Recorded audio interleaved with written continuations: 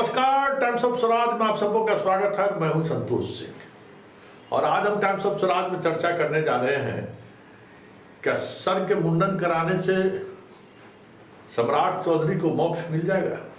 बड़ा सवाल है, क्योंकि इसने मुरेठा मतलब या यूं कहें पगड़ी उन्होंने इसलिए धारण किया था या फिर बाल ना मुड़ाने की कसम इसलिए खाया था कि जब तक नीतीश कुमार की गद्दी से हम उतारेंगे नहीं तब तक हम या ना मुरेठा खोलेंगे ना हम बाल मुड़ाएंगे। राजनीति में इस तरीके के वचनबद्धता का क्या मतलब है सबको पता है। खैर, चीजें बदली। आज नीतीश के कैबिनेट में वो वित्त मंत्री हैं। लगातार मीडिया के द्वारा सवाल हो रहे थे, तो स्वाभाविक तौर पे उन सवालों के बीच जो उनका जवाब था कि हम वो मुख्यमंत्री पहले वाले कार्यकाल में तो नहीं रहे और नए कार्यकाल की तो किसने जिम्मेवारी दी थी। लेकिन बड़ा सवाल है और महत्वपूर्ण सवाल है, क्या इस मुंडन से उन्हें मोक्ष मिलने वाला है क्या? क्योंकि जिस तरीके से पार्टी के अंदर उनके खिलाफ माहौल बन रहा है, पार्टी के बुजुर्ग नेताओं के साथ साथ पंचायत के नेता भी सम्राट चौधरी पर कार्यशैली पर सवाल खड़ा कर रहे हैं। ऐसे में उनके लिए प्रदेश अध्यक्ष मंत्री का पद कितने दिनों तक साथ लेकर चलते हैं ये देखने वाली बात होगी, क्योंकि प्रदेश अध्यक्ष को लेकर जो चुनौती इनके सामने थी उस चुनौती को कि सामना करना तो दूर, वो पूरी तरह से इस पर फेल हो गए और फेल भी इस तरीके से हुए कि जो दहाड़ रहे थे, जो बात बात पर नसीहत दे रहे थे, आज बुद्धम शरणम गच्छामि वाली स्थिति है। जी हाँ, जो सरकार को आईना दिखा रहे थे चुनाव प्रचार के दौरान भी, चुनाव प्रचार सरकार गठन के बाद ही बड़ी बड़ी बातें जो कर रहे थे, आज उनकी जुबान बंद सा लगता है। पता लगता ही नहीं है कि वही सम्राट चौधरी है। फोन आया नहीं कि भागते हुए पहुंच जाना है, बात कुछ हुई नहीं कि भागते हुए पहुंच जाना है। मतलब जिस नीतीश कुमार को लेकर ये राजनीति में एक अलग नैरेटिव सेट करके बिहार के मुख्यमंत्री बनना चाहते थे, अब हालात ये है कि उसी नीतीश कुमार का परिक्रमा करते हुए दिख रहे हैं। आखिर इसकी वजह क्या है? क्योंकि इसी वजह में उनके मोक्ष की प्राप्ति क्या सब कुछ लिखा हुआ है। वजह साफ है।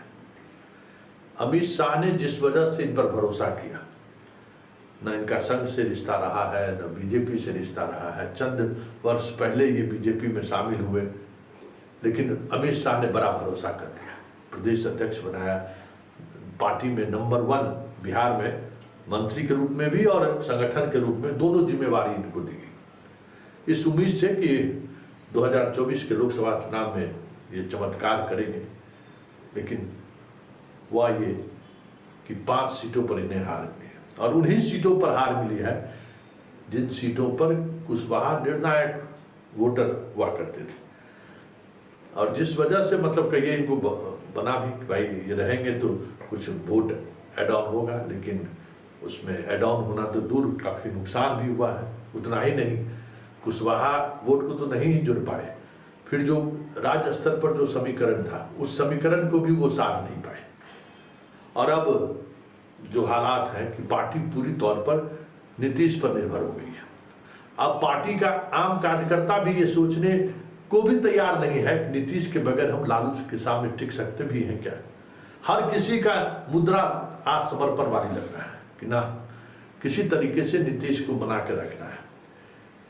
और इसकी वजह क्या है? वोट समीकरण। जदयू ने अपना परफॉर्मेंस बनाए रखा, बीजेपी का परफॉर्मेंस विपटरी हुआ, तो उसकी सजा तो मिलेगी किसी को ना। तो क्या सरयू नदी में बाल काटने से और मुरेठा खोलने से क्या ये सजा से बच जाएंगे क्या? क्योंकि जिस तरीके की राजनीति इन दिनों बिहार में हो रही है और कुशवाहा को साधने के लेकर जो इस तरीके की राजनीति हो रही है, ऐसे में सम्राट चौधरी जो कुशवाहा मतदाताओं को खींचने में कामयाब होते नहीं दिखे, ऐसे में कितने दिनों तक अमित शाह अपने भरोसे इनको पार्टी अध्यक्ष भी और मंत्री बनाए रख पाते हैं, क्योंकि इतना तय है कि जिस दिन अध्यक्ष पद से हटे तो फिर जिस मंत्रालय के ये मंत्री हैं बहुत कुछ करने को नहीं बचेगा। न सुशील मोदी जैसा इनके पास वो स्किल है, सुशील मोदी जैसा न मीडिया मैनेजमेंट का वो गुण है जिसके सहारे वो स्टेट की राजनीति में अपनी पकड़ ही बना कर नहीं रखते थे, स्टेट की राजनीति को अपने चारों तरफ घूमने पर मजबूर कर देते थे।